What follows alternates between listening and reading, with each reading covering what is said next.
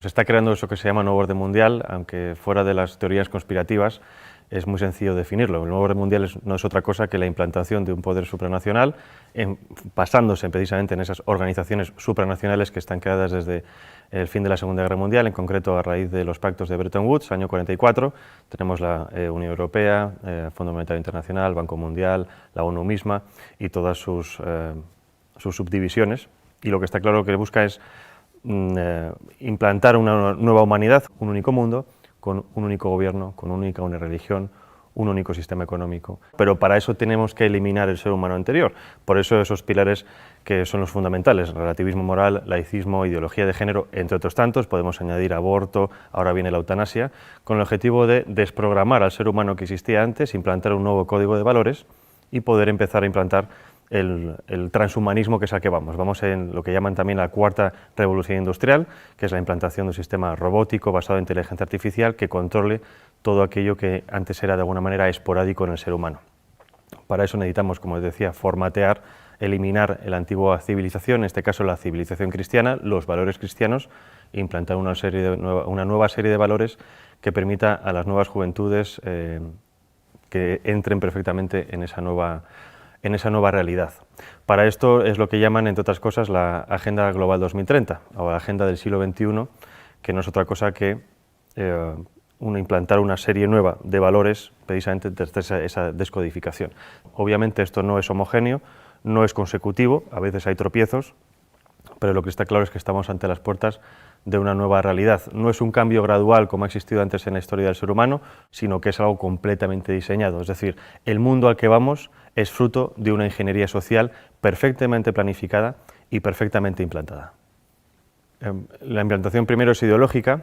La ideología sirve primero para desestabilizar una nación. Si nos atendemos, por ejemplo, a Yuri Bezmenov, el antiguo agente del KGB que emigró a Estados Unidos y que contó precisamente esos procesos por los cuales se puede desestabilizar una nación, que es desestabilización, desmoralización, crisis y normalización, estamos viviendo perfectamente esas etapas. Hemos tenido una desestabilización, ahora estamos en la fase de desmoralización, que es volver a las naciones contra sí mismas, la endofobia, el odio a nuestra cultura cristiana, el odio a la misma biología, la misma realidad biológica hombre y mujer, para hacer que la población esté completamente confundida y que sea mucho más fácil guiarlas a un nuevo punto, es la mentalidad de rebaño.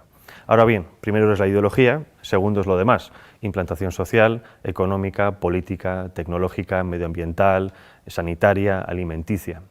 Todo esto está perfectamente diseñado. En la página del Foro Económico Mundial tienen perfectamente diseñado cuál va a ser el nuevo mundo. No dejan nada fuera. Lo sorprendente y lo llamativo es que está todo perfectamente entrelazado y todo perfectamente conectado, porque si tocamos todos los puntos, la salud, la educación, la ciencia, todo eso les va a permitir guiar, digamos, todo de forma paralela, todo hacia un mismo punto. Aunque en la realidad, obviamente, sabemos que hay gobiernos nacionales, en la práctica, gran parte de estos gobiernos nacionales para nada están trabajando para el bien de sus naciones, sino que trabajan precisamente para los intereses de estos globalistas. Lo hemos visto con el gobierno de Sánchez, lo estamos viendo en otros países, por ejemplo también en Iberoamérica. El aborto es algo que está en la Agenda Global 2030, que está incrustado en el ADN de los globalistas y que lo quieren promocionar a todo coste. El aborto, para que lo entendamos, es una política de Estado. El aborto se aplica desde el año 74 a través del informe de Kissinger, que viene precedido de un informe de la Fundación Rockefeller del año 72, que viene precedido de unas declaraciones de Robert McNamara, el que fue secretario de Defensa con Nixon y que en el año 68 pasó a ser presidente del Banco Mundial, en el que decían que debido al auge o debido a la expansión poblacional de ciertos territorios, en concreto África o Asia, ese auge demográfico podía reducir los recursos naturales necesarios para el imperio, en este caso Estados Unidos. Había que promocionar el aborto como una política de Estado para despoblar esos territorios con el objetivo de que de la presión demográfica no consumir estos recursos en muy corto tiempo. ¿Qué pasa? Obviamente, si entendemos esto como una política de Estado, obviamente no se puede vender al resto de la población diciendo ustedes van a dejar de tener hijos porque a nosotros nos interesan los recursos que ustedes tienen. Lo que se hace es un marketing político. Y esto es como nos están vendiendo todo. El aborto es un interés de Estado, es un interés geoestratégico. Todas las demás propuestas que tenemos hoy en día, ideología de género, ecología o esta nueva religión medioambiental, todo eso es lo mismo. Son políticas de Estado que nos lo venden para el gran público con un marketing político para que la gente lo acepte.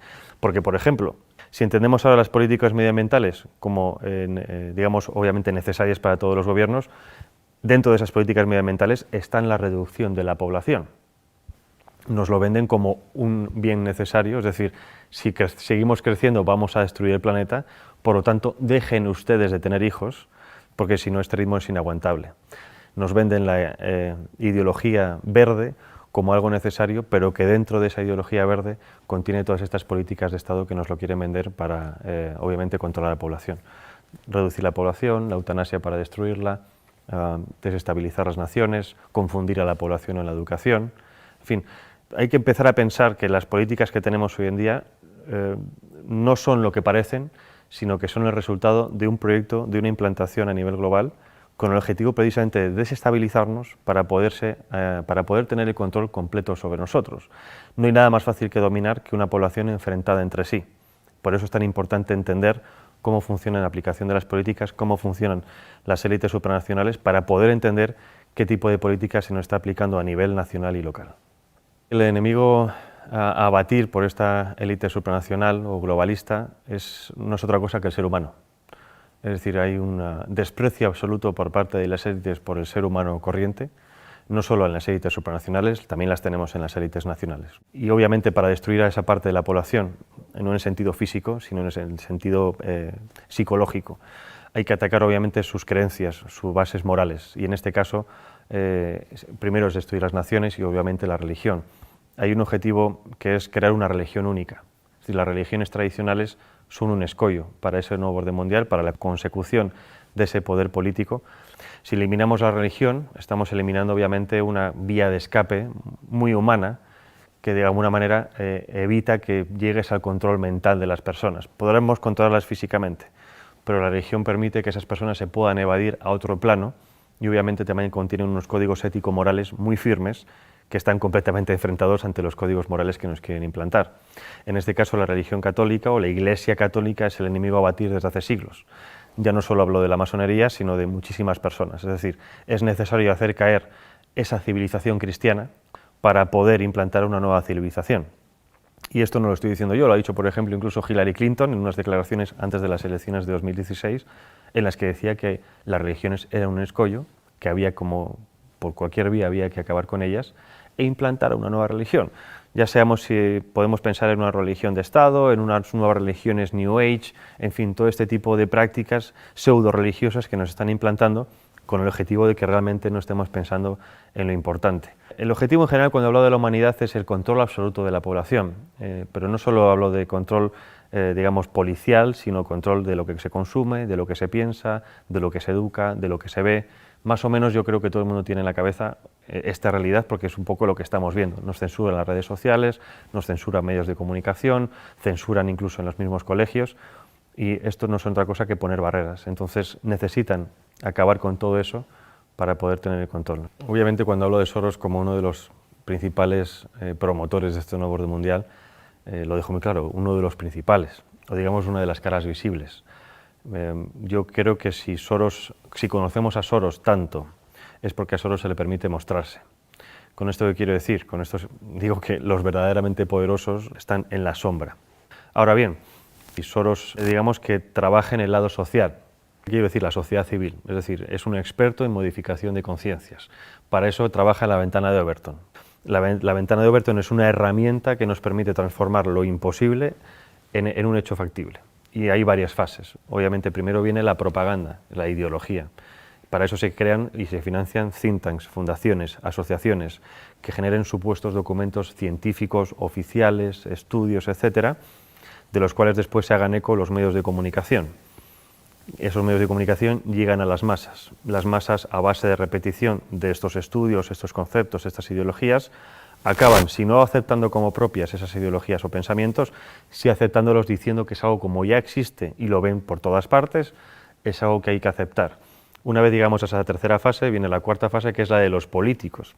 Los políticos, obviamente, con el interés partidista de continuar en el poder, se hacen supuesto eco de esas reclamaciones supuestamente sociales y, obviamente, después el quinto, que es la transformación en leyes, la legislación. Entonces, esos 5 pasos es lo que se ha seguido con muchísimas cosas. Tenemos el aborto, tenemos el matrimonio homosexual, ahora tenemos ya ha empezado la eutanasia y el siguiente paso es la pedofilia. Y esto es pura matemática, es ciencia política y siempre funciona. Entonces, si nos atenemos a que esto sirve para aplicar ciertas cosas, ¿qué es lo que ha hecho Soros a nivel social? Lo mismo. Ha financiado ONGs, asociaciones, fundaciones, ha financiado medios de comunicación, ha financiado a políticos e incluso ha financiado a instituciones como, por ejemplo, puede ser la Unión Europea o el European Council on Foreign Relations, que es la versión europea del CFR norteamericano, que es el principal lobby de la política exterior norteamericana, en este caso en Europa. Entonces, si tienes los 5 pasos o los 4 pasos de los 5 en tu mano, es mucho más fácil modificar la realidad de los ciudadanos precisamente porque toca todos esos palos. Si nos vamos a instituciones supranacionales, ¿cuál es el papel de la ONU, de la UE? Es muy parecido. Bueno, el Banco Mundial obviamente es la gestión económica mundial, lo mismo parecido del Fondo Monetario Internacional a la hora de préstamos.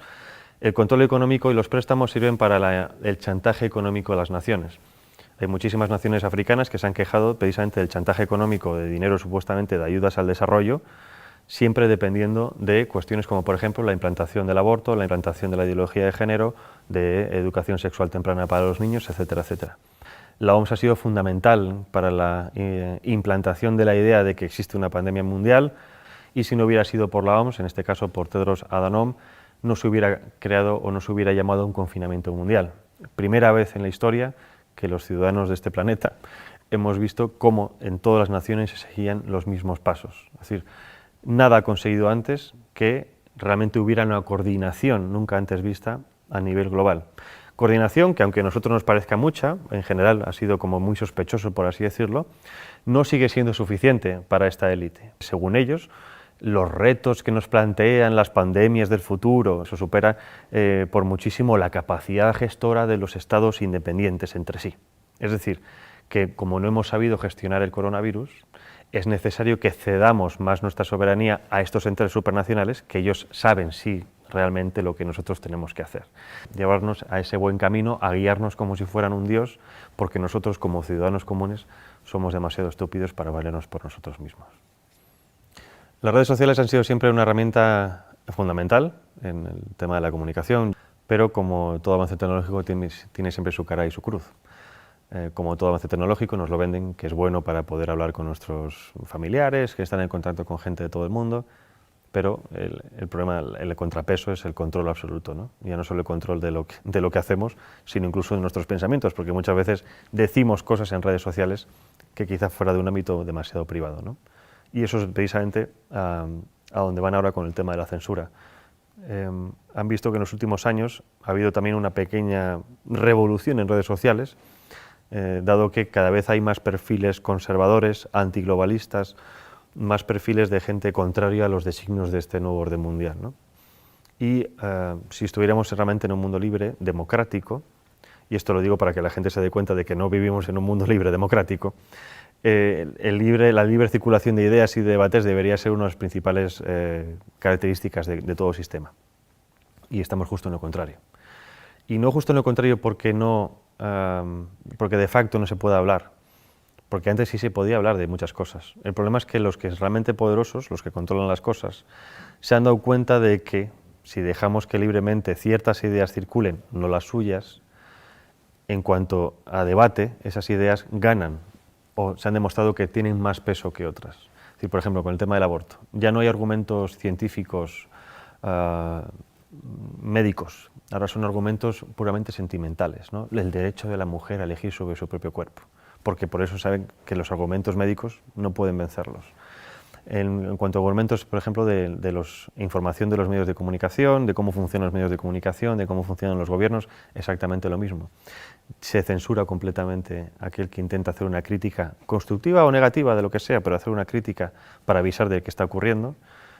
bueno, en mi caso, por ejemplo, hablando de Soros y demás, algunas veces me han censurado, y está claro que lo que se trata es de que no exista algo, no exista un relato. En los sistemas de masas, si no te muestran, no existes para la gran parte de la población. Y eso es lo que se trata. Es decir, se trata de omitir, de facto, cualquier tipo de persona, cualquier tipo de discurso que pueda poner en peligro los pilares bajo los que sustentan este nuevo poder. En este caso no puedes contradecir las normas de la ideología de género, el feminismo, el aborto, etcétera, etcétera, etcétera. No existe ese debate de ideas en los medios de comunicación, pero precisamente porque tienen miedo a lo que pueda ocurrir. Porque cuando ha ocurrido que algunas personas han ido a ciertos debates a exponer ciertas ideas, la gente se da cuenta de que hay otra línea de pensar diferente a la que tenían en mente. Y por lo tanto hay otra forma de racionar las cosas. Si quieres ver más contenidos de Alto y Claro TV, suscríbete a nuestro canal de YouTube.